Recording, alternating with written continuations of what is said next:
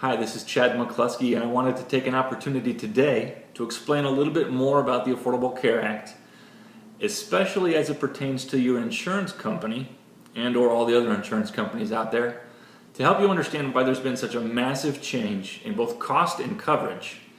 And once you understand probably the two biggest dynamics that they're facing, you can hopefully understand and relate a little bit better to how it's affecting you and what you might need to do as an employer to kind of proactively address your future choices and plans and strategies. So, two of those things. The first one I'm going to start with relates to how much money an insurance company is required to pay out as a percentage of dollars in premium received. So very simply stated, prior to the Affordable Care Act going into place, there was a requirement that insurance companies needed to pay out 60 cents of every dollar of premium received in benefits.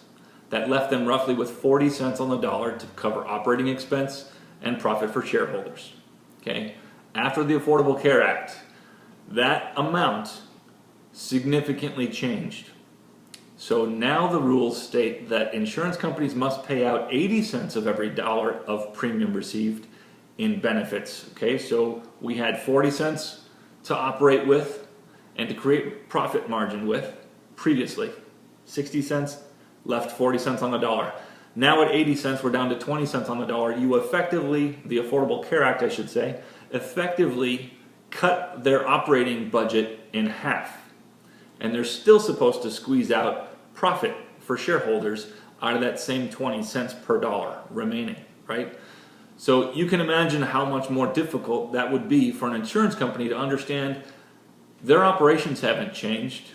The Affordable Care Act has thrown their work cycle and life cycle many wrenches to have to juggle and deal with. So insurance companies are being pinched just as roughly as you are, frankly, if not more in some cases, just because of the requirements put on them. Now, I certainly understand and deal with this all the time. I certainly understand the compliance and audit responsibilities that you're going to have as an employer, especially if you have more than 50 full-time equivalent employees.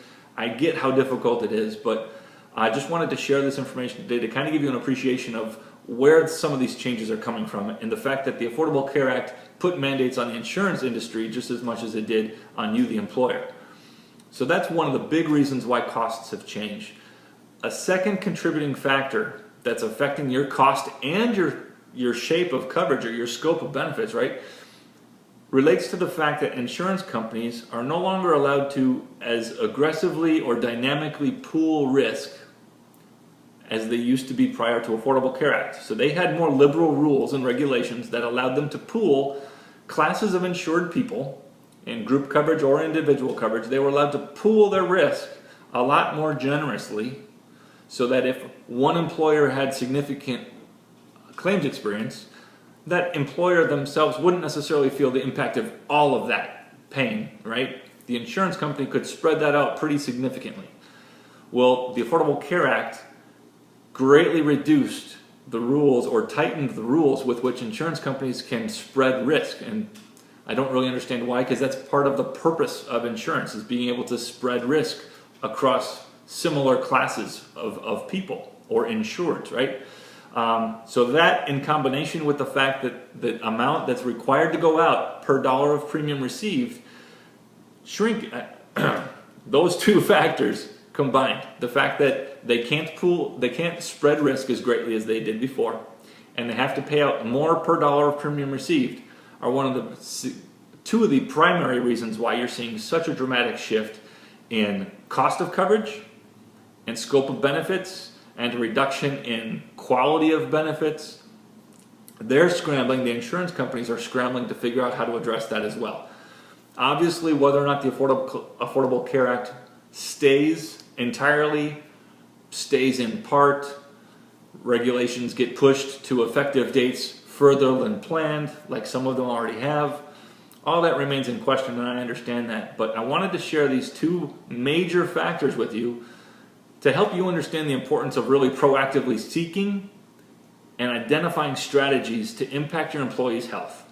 It's very clear, if any portion of the Affordable Care Act stays in place, that the role of the employer in being responsible for caring for the health of their employees has dramatically grown, right?